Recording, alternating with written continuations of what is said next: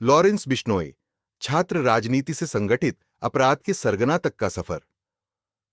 Lawrence Bishnoi Bharat के underworld का एक कुख्यात चेहरा है जो संगठित अपराध और हिंसक कृत्यों के लिए जाना जाता है। उनकी बदनामी की शुरुआत 2010 के दशक के प्रारंभ में हुई, जब उन्होंने राजस्थान और पंजाब में एक गैंग लीडर के रूप में खुद को स्थापित किया। बिश्नोई एक संपन्न परिवार से ताल्लुक रखते हैं और बिश्नोई समुदाय से हैं जो अपने पर्यावरण प्रेम और अहिंसा के सिद्धांतों के लिए जाना जाता है। विडंबना यह है कि बिश्नोई का आपराधिक जीवन इन मूल्यों के पूरी तरह विपरीत है। प्रारंभिक जीवन और आपराधिक शुरुआत।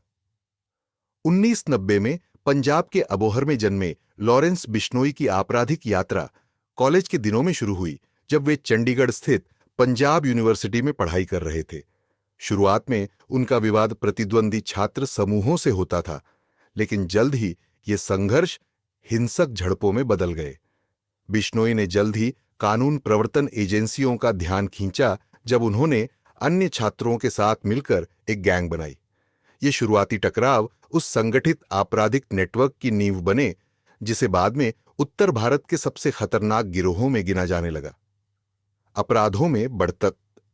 बिश्नोई के गिरोह ने पंजाब, हरियाणा, राजस्थान और दिल्ली में जबरन वसूली, ड्रग तस्करी, हथियारों की तस्करी और सुपारी लेकर हत्या जैसी गतिविधियों को अंजाम देना शुरू किया।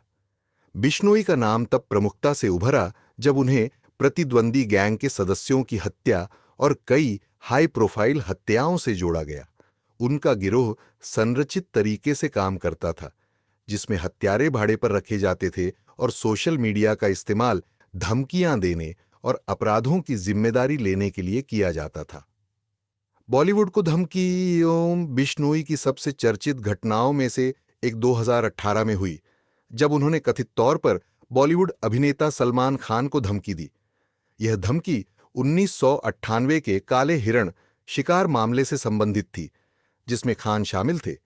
बिश्नोई समुदाय काले हिरण को पवित्र मानता है और लॉरेंस ने इस मुद्दे को उठाते हुए अभिनेता को मारने की कसम खाई थी।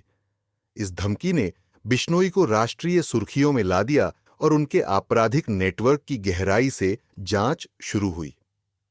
गैंगवार और गिरफ्तारी। बिश्नोई के आपराधिक साम्राज्य ने अक्सर प्रतिद्वंदी गिरोहों से टकराकर कई गैंगवार्स को जन्म दिया।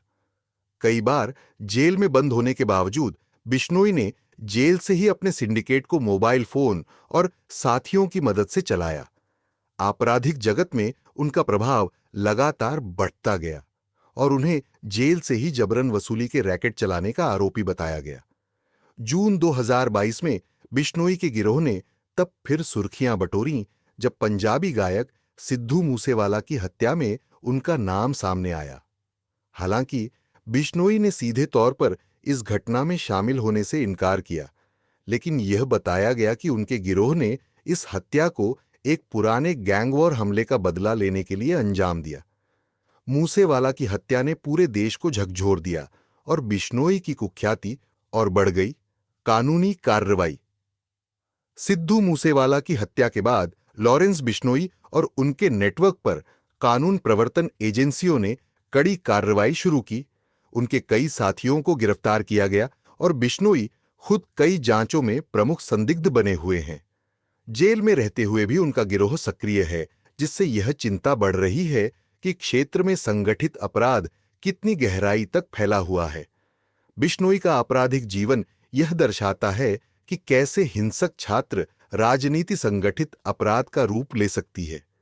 हर हाई प्रोफाइल घटना के साथ उन्होंने उत्तर भारत के सबसे खतरनाक गैंगस्टरों में से एक के रूप में अपनी पहचान और मजबूत की है। कानून प्रवर्तन एजेंसियां अब भी उनके प्रभाव को जेल के अंदर और बाहर दोनों जगह कम करने की कोशिश कर रही हैं,